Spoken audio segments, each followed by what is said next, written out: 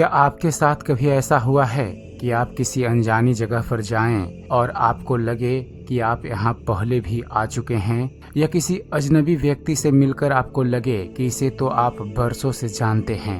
विज्ञान इसे डेजा वू कहता है, लेकिन हमारा सनातन धर्म इसे पुनर्जन्म का संकेत मानता है। आखिर क्यों कुछ बच्चों को अपने पिछले जन्म की बातें याद रह जाती है और क्यों हम अपनी पिछली पहचान भूल जाते हैं। हेलो दोस्तों, मैं हूं सुबोध और चलिए आज के अपने इस वीडियो में हम उठाते हैं पुनर्जन्म के इन गहरे रहस्यों से पर्दा।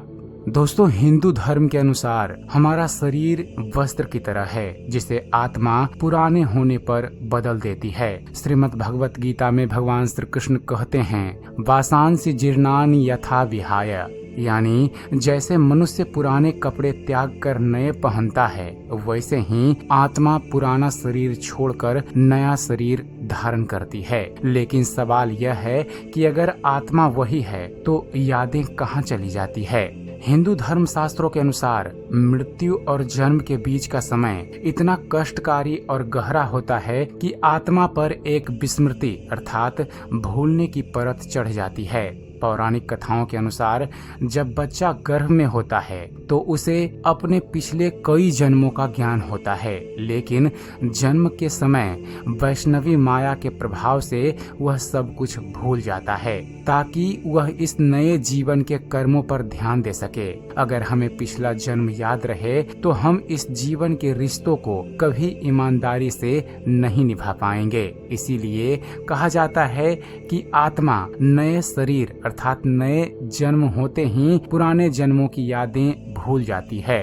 हैरानी की बात यह है फ्रेंड्स कि आज का आधुनिक विज्ञान भी इस पर बहुत ही शोध कर रहा है। वर्जीनिया यूनिवर्सिटी के डॉक्टर इयान स्टीवेंसन ने दुनिया भर में 2500 से ज्यादा ऐसे बच्चों पर रिसर्च की जिन्हें अपना पिछला जन्म याद था। कई मामलों में तो बच्चों ने अपने पिछले जन्म के कातिलों को भी पकड़वाया और उन जगहों की सटीक जानकारी दी जहां वे कभी गए ही नहीं थे। इसे पास्ट लाइफ मेमोरीज कहा जाता है। दोस्तों, कुछ ऐसे संकेत हैं जो बताते हैं कि आपकी आत्मा का सफर पुराना है। पहला, अकारण डर। अगर आपको बिना वजह पानी, आग या ऊंचाई से डर लगता है तो मुमकिन है कि पिछले जन्म में आपकी मृत्यु का कारण यही रहा हो। दूसरा है खास शौक या हुनर। दोस्तों, कुछ बच्चे बचपन से ही ऐसी कला में माहिर होते हैं जो उन्होंने कभी सीखी ही नहीं। यह उनके पिछले जन्म के अभ्यास का परिणाम होता है।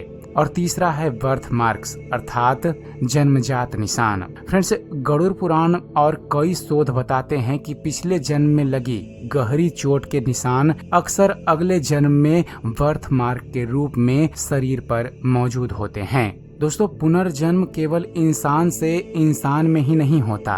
हमारे कर्म तय करते हैं कि हम किस योनि में जाएंगे।